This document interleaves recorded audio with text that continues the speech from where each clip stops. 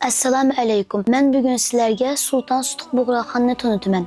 Sultan Sutuq Bug'roxon taxminan 9-asrning oxirlarida Qara xonlar davlatida dunyoga kelgan. Uning asli ismi Satuq bo'lib, islom dinini qabul qilgandan keyin Abdulkarim deb atalgan. Tarixiy manbalarga qarata uning otasi Vizir Arslanxon deb qaraladi. U yosh vaqtidan boshlabla siyosat va davlat ishlari bilan tanishib, kuchli bir rahbar bo'lishga tayyorlangan. Sultan Sutuq Bug'roxonning hayotidagi eng muhim burilish nuqtasi uning islom dinini qabul qilishidir. U islom dinini qabul qilgandan keyin bu dinni tarqatish uchun zo'r tirishchanlik ko'rsatgan. U o'z qavmi orasida islom dinini tanitib, xalqni yangi diniy qimmatlarga yetaklashga tirishgan. Sultan Sutuq Bug'roxon faqat diniy jihatdan emas, balki siyosiy va harbiy jihatdan kuchli bir rahbar bo'lgan. U davlatni mustahkamlash va xavf-xatarlarga qarshi turish uchun harakat qilgan.